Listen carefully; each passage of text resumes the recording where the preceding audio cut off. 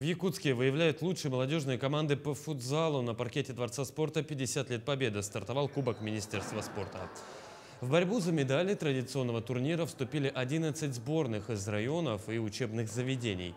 Соревнования стартовали с группового этапа, по итогам которого команды с наибольшим числом очков продолжат борьбу за медали в плей-офф.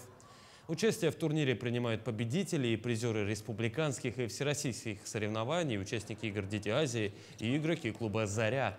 Матчи на вылет начнутся завтра со стадии 1/4 финала. Решающий матч за Кубок Министерства состоится уже в это воскресенье.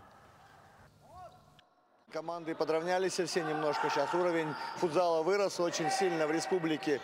В залы невозможно попасть. Ну и радует, что команд с каждым годом все больше и больше и больше и больше становится. И ребята занимаются спортом и физической культурой. Нигде не слоняются, нигде ничем вредными привычками не занимаются спортом. Так что все хорошо. Движемся в правильном направлении.